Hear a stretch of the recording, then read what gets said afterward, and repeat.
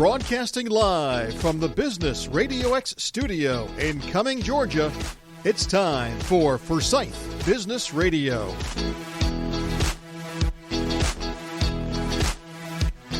And hello and welcome to another exciting episode of Forsyth Business Radio. I am your host, Amanda Pierce, joined in studio by three fabulous human beings, Amanda Grover, Dennis Santiago, and Daniel Hwang. Before we dive into that, I will share with you what these awesome people do here within our community. Amanda Grover is the business development specialist for DCO Commercial Flooring, and she will unpack that for us here in just a minute. Dennis Santiago is a newly, graduating broker? Call it minted. Minted broker for Sotheby Realty. Did I say that right? Sotheby's International Realty. I do have a fireball in my mouth, so maybe that's why I can't. Well, congratulations to your new achievement. Thank you very much. And you're also still a realtor as well. That is correct. Perfect. And then also we've got Daniel Huang, who is the founder and CEO of 25 Marketing. He and I do some projects together, and he's got some outstanding work that you might have seen for some brands that are quite frankly my favorite. So we'll let him share a little bit about those things here just momentarily. But ladies first, we'll start with Amanda. So I am a business development specialist, but I also am the director of marketing for the company. So my role essentially is to continue to have established relationships with our existing clients and build new business with potential clients. And clients for my company typically range from general contractors to architects, commercial real estate agents, property owners, anyone who needs commercial flooring, wall cladding, or window treatments. So that's a whole different B2B world than a lot of people tend to play in, but that's my job on a daily basis. And I see you out in the community doing so many things. You're such a social butterfly. You're heavily involved with Rotary, also with the chambers. So obviously that's a personal passion for you, but also that kind of feeds into what you do with DCO. Share a little bit about what you guys do collectively within the community.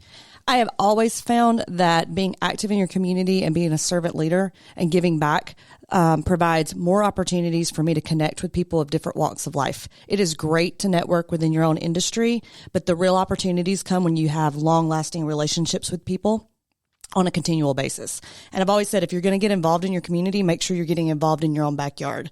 Because if I'm going to get up on a Saturday morning and plant trees, I want to make sure it's for the neighborhoods that I play in on the weekends, right? So that's an investment I continue to make, and I always look for ways to bridge the gap between my personal passions of giving back to the communities that have given to me and my professional networking connections. And when you can collaborate those two things, it opens up a whole world of opportunities, both professionally and personally, that you can't replicate any other way. Absolutely. I can only imagine, because you've been in a similar field for quite a while, that your network is vast and large, and that you're able to bridge that gap quite easily, not only for your partners, but personal and business alike. Exactly. And there's so many people that I know that are in the architectural engineering and construction community that I see on a regular basis. Quite honestly, there's a lot of business developers in the Atlanta market that if you compared our calendars on a weekly basis, I'm going to see them 3, 4, 5 times, all in the exact same locations. But the differences are the values that we bring relationship wise from our own communities. And so that's where those opportunities start to connect on a whole different level. Some of the best business developers I know don't just work in the circles that we write contracts in. Mm-hmm. We all work in our own communities, and we all develop our own pathways, and we all follow our own passions, because I can work on huge multifamily projects that bring in millions and millions of dollars. But the true value to my company is when we can tell the story of the nonprofit we worked with, but we didn't make as much money off of it. But it's such a great impact and legacy, because the pictures, the stories, and the lives it impacted are invaluable for our marketing opportunities. Right. So it's a constant balance for me to balance great ROI with great passion, great stories, and great community involvement. I think you and I, we share a passion for ROR, and that's return on relationships. Exactly. We'll touch on that again, because I think that's a common theme of everyone here at the table. But I'm going to now turn the spotlight to Mr. Santiago, who is going to be spearheading a new podcast on Forsyth Business RadioX. I will let him pronounce the name of it because he does it so much better. And the floor is yours, sir. Thank you very much. Yes, our next project, our next podcast will be called Excelencia Latina, and I cannot wait for this to come live, to showcase the movers and shakers of our Latino community here in Atlanta. It's going to be a fantastic project, and like I said, I cannot wait. Having said that, I don't know how to follow Amanda. That was absolutely fantastic what you said. I'm already taking so many notes here, and I'm already just learning so much. And I love what she said about letting our values be our differentiator. That is just absolutely amazing. But about me, since I do need to speak about myself, my name is Dennis Santiago, like Amanda said. I am a real estate broker, brokered by Atlanta Fine Homes, Sotheby's International Realty. I've been in real estate for about 3 years now, and much like was said earlier, I love this question about bridging the gap between the passions and the work. Much to that, I found that it's true. The more you give to your communities, the better ROR you have, the better return on your relationships. And I've taken that to heart. I am an active member, more than that, I'm a director right now. I've gone through the ranks of the Atlanta Realtors Association, which is the largest association of realtors here in the state of Georgia. And as a director and as the chairman of the social committee just 3 weeks ago, we were able to raise over $25,000 for the Covenant House, Georgia, which is a fantastic non-for-profit here. And it was not only obviously was a task with it, but it was a passion project. Just being able to help out and being able to raise the money in such a time frame, such a small time frame, was something really great that we managed to do. And I'm very passionate about how I can build relationships, yes, within my community, because ultimately I believe in my line of work, it is the ultimate investment. And it is the ultimate investment. That's correct. That is the one way that I can move my business. The average consumer, the average person knows about 15 realtors at any given time. So how do I become that standout person, the one to call? It is building these relationships. So I couldn't agree more, and you were definitely a tough act to follow. Well, it's a very personal relationship that you develop with your realtor if they are enthusiastic and hands-on, because as you mentioned, it is I purchased my first home in August of last year. That was the largest investment I've made in my life thus far, monetarily. Correct. And for 90% of the population, it always is. And someone that's trustworthy guiding me through that process was paramount in making me feel secure as a new home buyer and helping me get the most bang for my buck and not fall into some new home buyer trap, etc. What do you do to equip your clients with the knowledge through the home buying process? Absolutely. So one of the first things I do before we even start showing homes and before we even get you pre-approved with anything, we will have a sit down. We will have a conversation about what is it that you're looking for and why you're looking for what you're looking for. So if you come to tell me, oh, I want a 3-2 with a basement, I don't just want to take you I don't want to take that for granted. I don't want to take it at surface level. I want to dig into why. So you might, for example, need to bring your mother or your parents to live with you. You might have certain things that just a 3-2 with a basement might not be exactly feasible. What you're looking for, but it's how you're framing it to me. Sorry. So I want to dig deep into that. And then obviously I want to learn more about you as a person, what you're doing, so that we can talk about where you want to live and why it makes sense to you. Obviously I'm never going to steer you into any place you want to be, but I want to make sure that, and now even through this craziness of the last 2 years, that you don't get buyer's remorse, because as you said, it's the biggest investment you're going to make. 90% of us, that's the biggest investment we're going to make. And this is not like buying a car with a lemon law that you can return it to the dealership. You're stuck there for better or worse. So I want to make sure that you're having not only a good experience with me throughout the entire process, but that when you live in that house, that you're actually falling in love and loving every second of being there. Exactly. And you touched on something which will lead me to my next point, but we'll save that for the roundtable discussion. Thank you for sharing. I'd like to turn the mic over to Mr. Daniel. He is a marketing extraordinaire. Daniel and I met just like by happen chance at a local coffee shop, which that coffee flows through my veins like 24/7.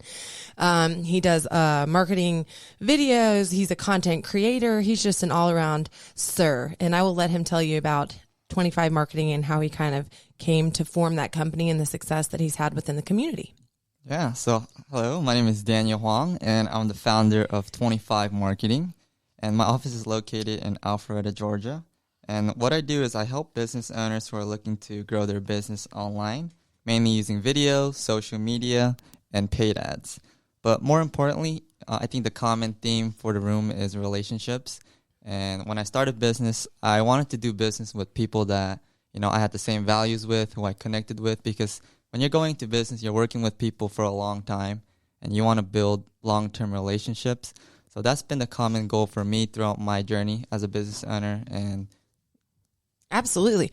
The name is very interesting, 25 Marketing. So tell me how you came up with that name. And if you say your age, gosh darn it, then I'm going to say, man alive, you youngster, you. That's the age I had the idea of starting 25 Marketing. So that's why I started it.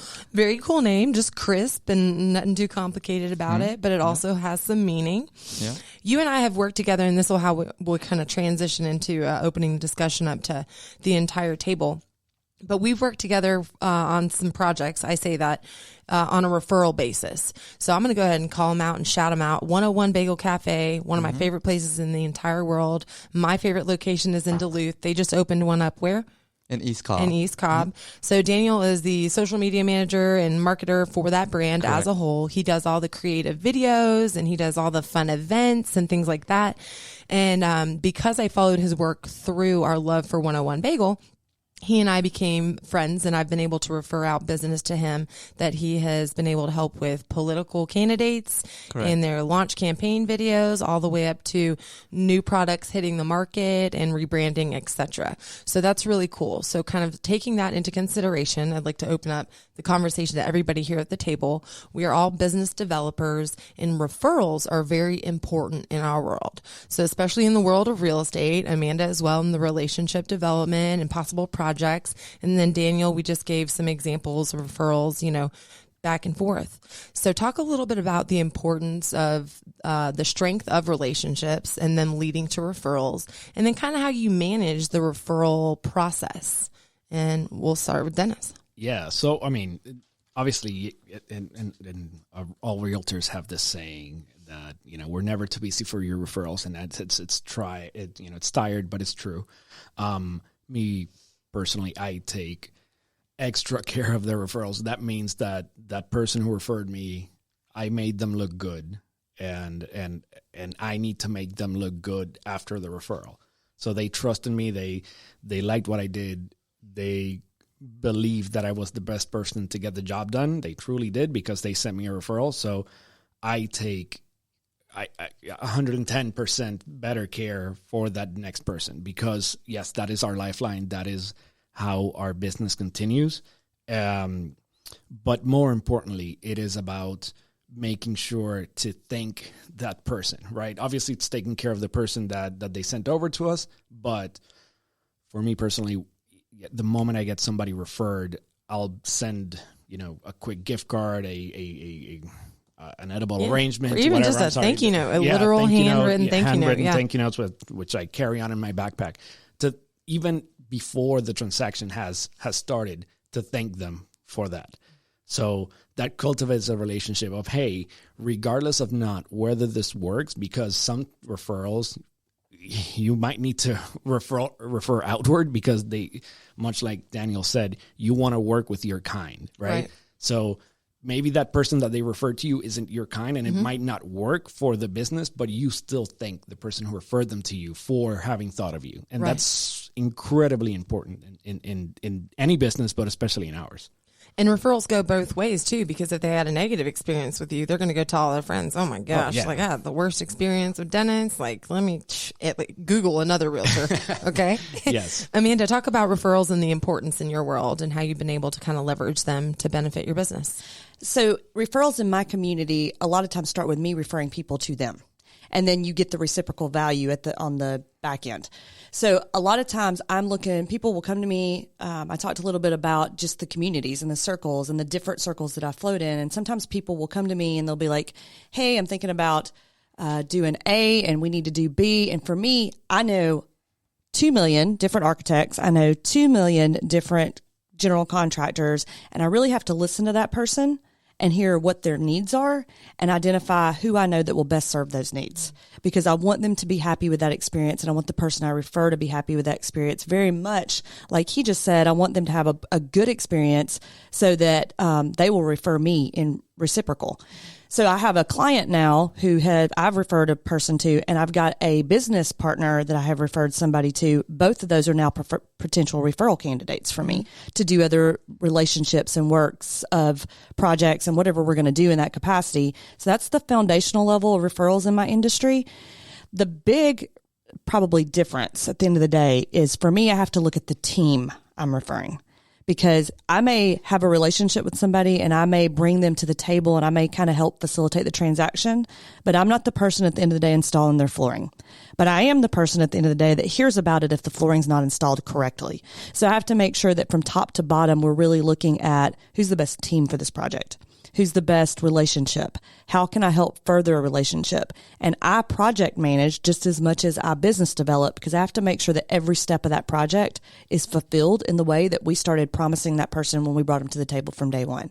And so it's a much bigger scope, cycle, referral situation, because it's not just about that one transaction. It's about the entire process. Who's your project manager? Who's your installation manager? Who's the general contractor working on the project? How's the architect doing?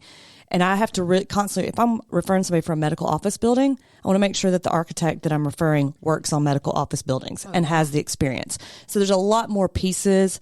I tell people all the time, it's kind of like a ping pong ball in a dryer. Like there's a lot of ping pong bouncing around, and you just have to make sure it lands in the right spot at the end of the day with these are, and you want that. These are 10, 20, $30 million projects sometimes. So you want to make sure that it's the right connections in the right place. I like the ping pong analogy. I was literally in my mind picturing a ping pong ball in the dryer, and hopefully it won't melt.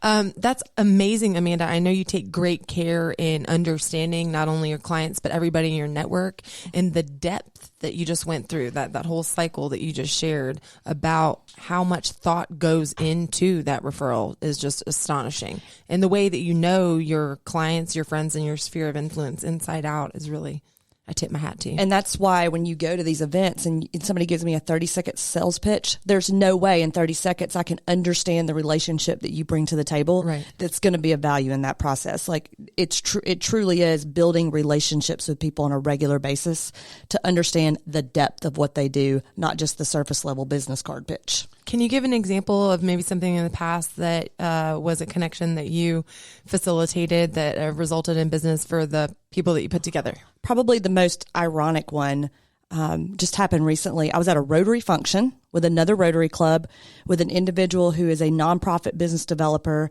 who is leaving the nonprofit she's at to start her own nonprofit in Thailand overseas. Wow. Was it on Saturday or the event we were at? No, okay. It was at, we were at a Rotary Means Business meeting in Brazelton. Mm-hmm. And so this young lady's like, I have no idea what I'm doing. I'm just following my passions. I feel like God has called me to do this. She said, I have no idea how to do anything in Thailand. Well, ironically, I have a very close friend who's opening a Thailand architectural office that is based out of Atlanta. Wow. Very strange one-off connection. And I just said, hey, let me get you two to sit down for coffee. And he was in Thailand, had managed to get to Thailand somehow with all the COVID restrictions. She needed help not only with codes, ordinances, buildings, and designs for processes, but he was able to talk to her about how he was able to get into Thailand with their restrictions and work backwards from that direction. And so it really is just hearing uniquely the pieces of the puzzle and figure out who the two best people are to put together. And so they've had coffee and are working on conceptual zoning, planning, and designs for a ministry she's starting to prevent human trafficking out of the Thailand community. Wow, that's amazing. That's fantastic. A great testimony. Testimony to the power of Rotary, and then also to how savvy you are as far as connecting people. I imagine your brain's like a filing cabinet. And like when you meet someone and hear something, you're like, yes, Z. It really is. Here. There, you have to. I'm like, I know somebody who's done that. Who is it? Right? Like, I know I'm like, who do I know that I can connect to that person? But that was a very unique. People don't come up to me every day and go, I'm building a business in Thailand. But Yes. that one was a very specific scenario recently that I hope works out fabulously for her. Well, congratulations to you and them for taking that initiative. Exactly. Thank you. Parlay to Daniel. Let's talk about the importance of referrals, how you get them, how you give them, and what's your thoughts on that topic?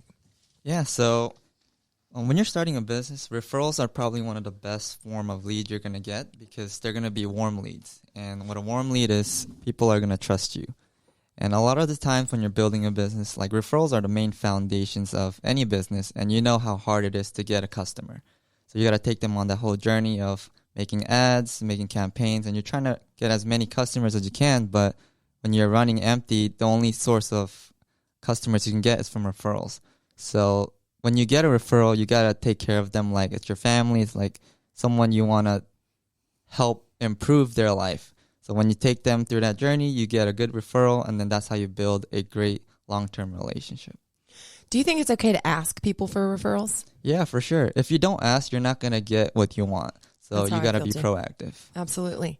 Give an example, other than me, of course, of some great referrals that you've received or given that you can share as a testimony. So I want to share a story about how I got my first referral was at the gym. I would go to a gym called Lifetime Fitness, and I saw this. He's a baller, guys. Yeah, He's the a basketballer.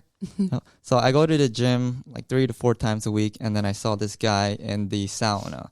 And I asked him, what do you do? Because I just wanted to strike a conversation with him. Wait a minute. Guys talk in the sauna? We can do that? Yeah, what's forbidden is looking each other in the eye. I was like, that's a newsflash. I'm sorry, Daniel. You know I'm a ham. Go ahead.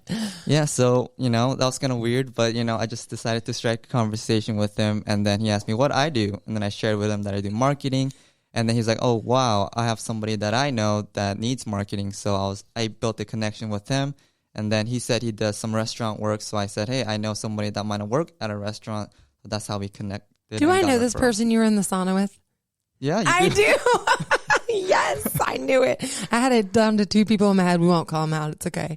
That's an amazing story. A sauna story. I like it. That goes to show, and I think we all probably, this could be a blessing or a curse, but we all have such a work-oriented and service-oriented mind that it never stops. So just like you said, you're playing basketball at the gym, you're sitting in the sauna, like why not strike up that conversation, that opportunity? Amanda, I know you're a runner. I follow your miles and all the places that you travel. I'm sure that you've even stopped and chatted about, someone's floor that you noticed whenever you had to pick up a bottle of water on your run. And same thing, Daniel, we're all very outgoing and enthusiastic, and business is always flowing through our minds. Yeah. And I think that one of the thing that binds how we perceive referrals is, I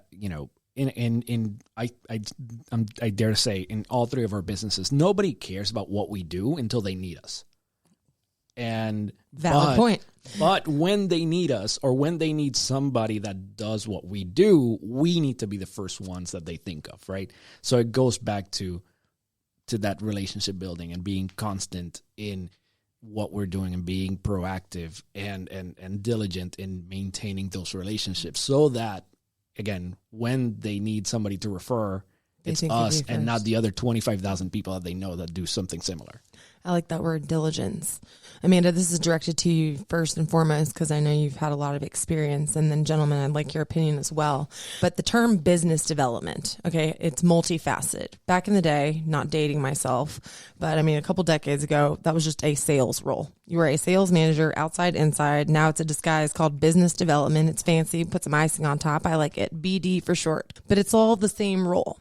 I feel personally that the nature of business development has evolved over the years. You've got your cutthroaters out there who are just like, bang, trying to develop it, and they're just churning and burning. And then you have the people like ourselves that understand that we are farmers daily, and we are planting seeds that might take years to come into fruition. So my question is, as far as the nature of business development and the evolution, Amanda, what are your thoughts, and what are some important, key factors within that role in order to stay relevant and on top of your game? So a very good colleague of mine likes to say it's not all golf tournaments and sales presentations. There's a lot of in between. And cookie trays and tchotchkes. Exactly. And so the business development has evolved for me, particularly in the B2B community, has been very difficult in the last year. And to be quite honest with you, it's because the relationships I had pre-COVID, some of those people have retired. Yeah. Some of those people have moved to another company. Or work from home. Some of those people have bought a house at the beach. I have no idea what they're doing. They're not inviting me over at all. There's people out there that I still have really no idea where they're at or what they're doing. And so business development, when we go back to the concept of relationships, really truly is strategically figuring out ways to have diligent relationships and touch base with people along the way. And so my biggest challenge on a day-to-day basis is making sure I have an up-to-date CRM system, make sure that I have complete notes, and I personally set myself reminders. If I haven't seen somebody at a networking event or heard from them, just, reach out to them, look and see if they're still active on their LinkedIn page, see if they're still working in the industry, and just say, hey, haven't seen you in a while. You want to catch coffee? Let's go out and have lunch, whatever works for that capacity. But I have to just maintain those relationships and kind of see where they're at. I will say that there is cookie trays. There is tchotchkes. There is plenty of golf outings or top golf events, however you want to mix that cycle in, because people do want to get out. Mm-hmm. But I'm not selling. My direct life cycle for a sales process is 18 to 24 months. So I'm not picking up the phone and going, hey, can I sell you flooring today? We have people in my company that's their job. They get up, they sell flooring, they handle those customers that need to replace 1,000 square foot of tile in a bathroom. My job is to say, what can we do to help you pick your flooring out before you ever get to an architect, so that architect can spec the flooring appropriately, so that we are in clear selling once you get to the build process. Wow. And that starts way early on in the life cycle of a project, so that we can make sure that we're holding the hand and being an asset to that person way before they ever get to a point where they want a number from us or a contract. And so that's building not only a relationship with a one-on-one individual, that's building a relationship with a company. That's building a relationship with the people in the company and building a relationship with all the people involved in the project.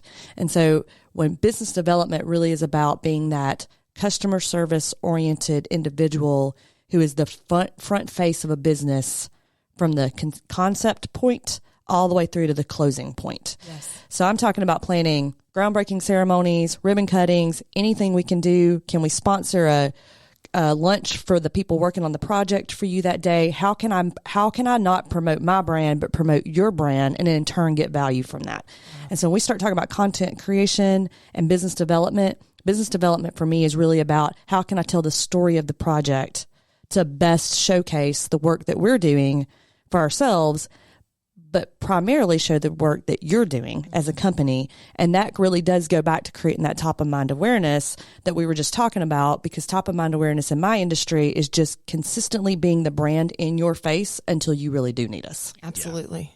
Yeah. Man, Amanda, you're going to have to come on one of my smart marketing podcasts, because I think we could talk about this forever.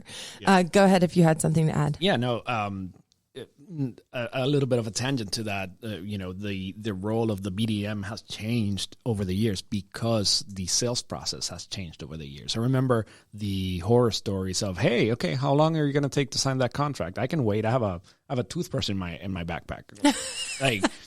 Those cutthroat sellers, I think they're still around for better or worse, but that's not what people are looking for, and that's not what is getting the job done anymore. It's becoming harder and harder to be cutthroat because nobody wants to be sold. Everybody wants to go shopping. Everybody wants to have fun and go shopping with their best friend.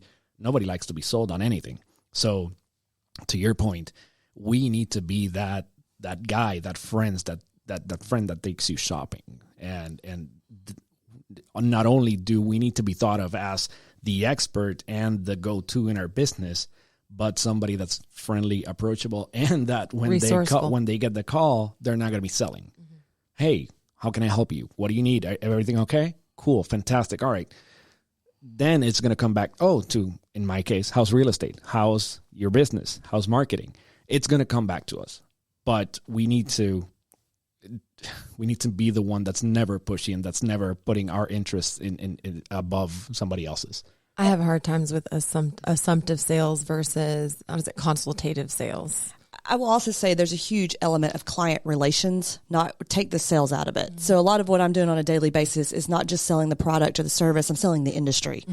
I am out there working with companies doing women's STEMs programs for high school students because at the end of the day, I have to sell the industry I'm in and sell the trust.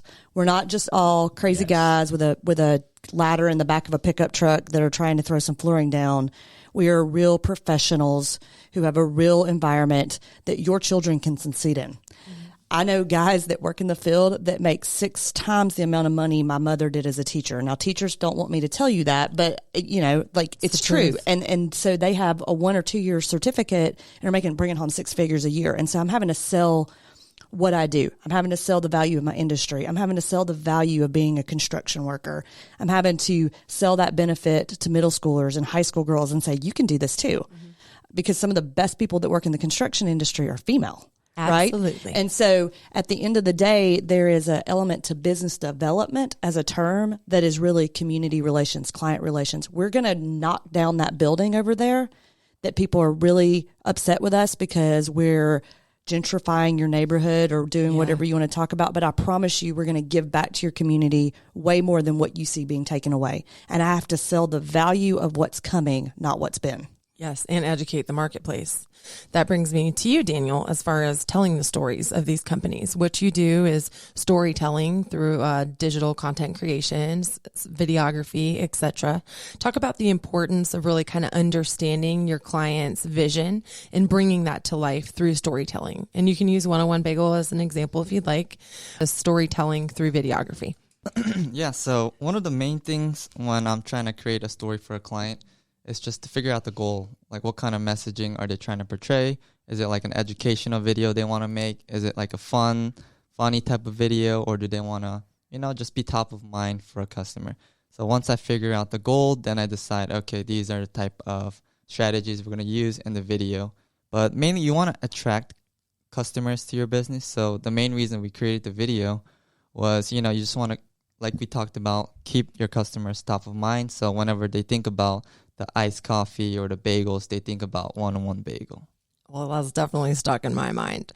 What does the creative process look like? Obviously, there's maybe a consultation. Dennis mentioned, having a meeting prior to, and I know, Amanda, you got to get an understanding first and foremost.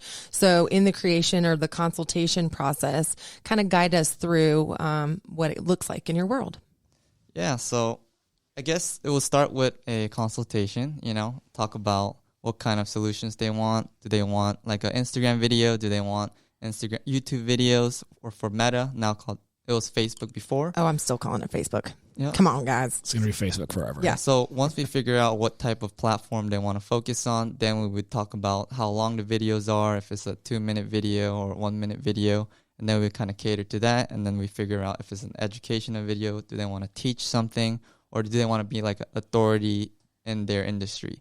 So once we figure that out, then we start creating a plan and then we execute on the plan. Very nice. That's exactly like in my world here, the podcasting is utilized for being an authority in your industry. Do you also provide, you're a marketing agency, correct, or firm? So you provide the full scope, not just one done. So like if Amanda wanted a flooring video done, you could either A, just cut it and send it to her and she obviously could market it herself, or B, if they had a less experienced person, you could carry them through that marketing process. What I hate to see is content go to waste. And oftentimes that occurs here, like with a podcast, people just don't know what to do with it. So let's say you made like a video on YouTube and you wanted to cut it up and put it onto different platforms. So obviously a YouTube video is going to be a long video, long form of content. It's not going to work the same when you put it on Instagram because the format is weird. It's going to The reel is short, yeah. Yeah, reels are better for Instagram. So maybe you could take the best parts of the YouTube video, which is more, attention grabbing, and stick that into a YouTube or Instagram format and post it on Instagram Reels or TikTok Reels. So you can just use one form of content, reformat it, and put it onto different platforms. Very cool. For those of you who are just joining us, my guests today are Amanda Grover, Dennis Santiago, and Daniel Huang. And they've been kind enough to entertain my conversation about a variety of things. I would like for you guys to share just really quickly with our listeners, in case they have heard anything that was of interest to them or would like to get in touch with you to utilize your services on down the road, how they can find you. And we will start with you, Mr. Santiago. Absolutely. Dennis Santiago Realtor, any platform, Instagram, LinkedIn, Meta/Facebook. Give them your email address. At Dennis in Atlanta. Super easy. My email address, it's a little bit longer. It's Dennis Santiago altogether at atlantafinehomes.com. Anywhere, and my cell phone, if you guys want it, 678-200-6177. I will be happy to help in any which way I can with your real estate needs. Awesome. And shameless plug, because we're going to be producing the Latin show out of this studio. We are seeking partners. If you would like to be hosted or participate or learn more, you can reach out to me directly, and we're happy to have that conversation with you. Absolutely. So my email address, let's go ahead and get this out of the way since that's your priority, apparently. So it's agroover, GROOV as in Victor, ER, at DCOCF.com. You can reach me via email. You can also reach me on LinkedIn at Amanda Groover, which is where I spend 95% of my time, but I'm also on all the other social media platforms as well. Meta, not even referring to it as Meta. So that was great. I just wrote a note. Meta? ? Like, do I need to get on this platform? No, I'm like, do I need to start referring to it as Meta? But I will tell you, I've been on Facebook since Mark Zuckerberg told you had to have a college email address. So it's just going to be Facebook for me for the last 20 years. So that's kind of where I'm at. But you can find me anywhere you need to find me on any of those social platforms, or reach me directly at our company email address. Thanks. Hey, I didn't ever know what DCO stands for. What does that stand for? It doesn't stand for anything, but the parent company for our company was originally Dalton Carpet One, which is residential. So DCO came out of Dalton Carpet One, and so it's now DCO Commercial Floors. And we tried really hard to separate the residential and commercial branding, because he could probably tell you it's a whole different beast. Different monster, yeah. Different monster, different regulations, a whole different group of people. So, who is an ideal client for you? Like, if anybody wanted your services, you said you're steering away from residential, so maybe like developers. You mentioned architects. Love working with. We do a lot of work with higher education, so private schools are great clients for me.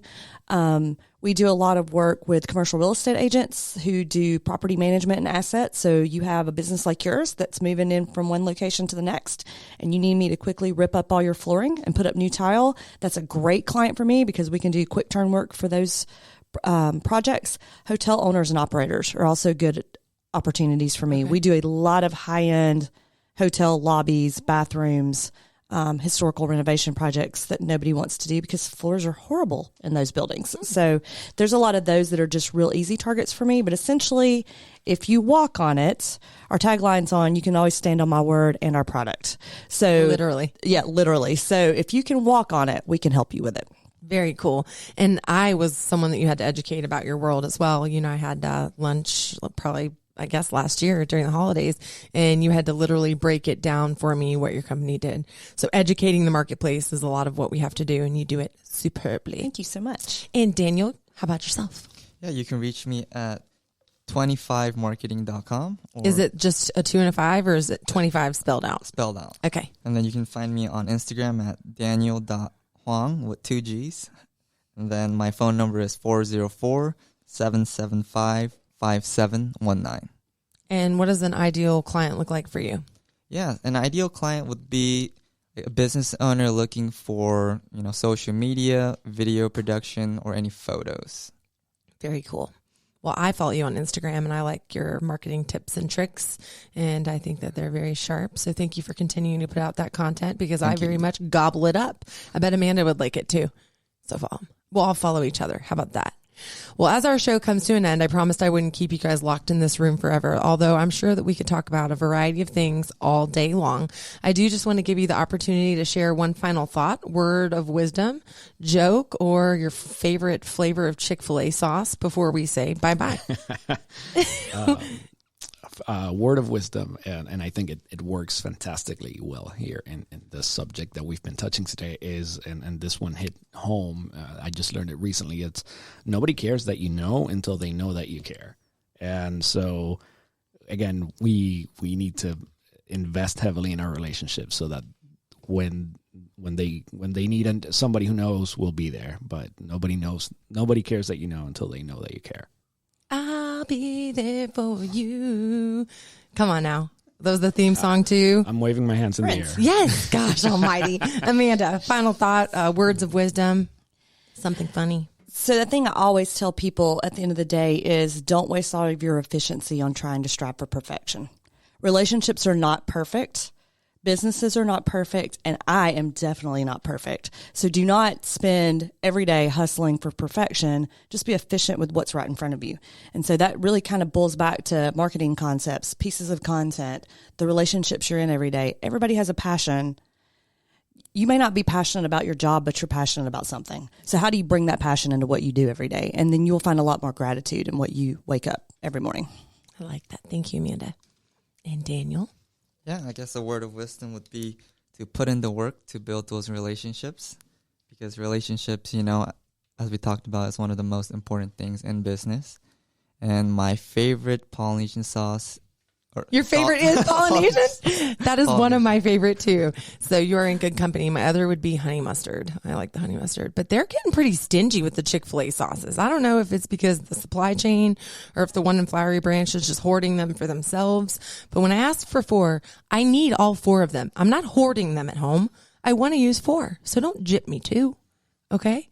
Daniel shaking his head too, like he needs 4 as well. Okay. And I guess my word of wisdom would be from a dear friend of mine, Christina Bloom. She's a magistrate. The 2 things that we can control in life, and that is your attitude and your effort. And if you feel like one is falling short during the day, go ahead and beef up the other. So if your attitude's kind of poor, then crank up the effort. If your effort's kind of low, then crank up that attitude. And that's my word of wisdom. Thank you, Christina, for sharing that. For my guests, Amanda, Daniel, and Dennis, who have joined us today, I am so glad that you guys came and visited us in studio. You're welcome back anytime. And until next time, folks, this has been Forsyth Business Radio on Business Radio X.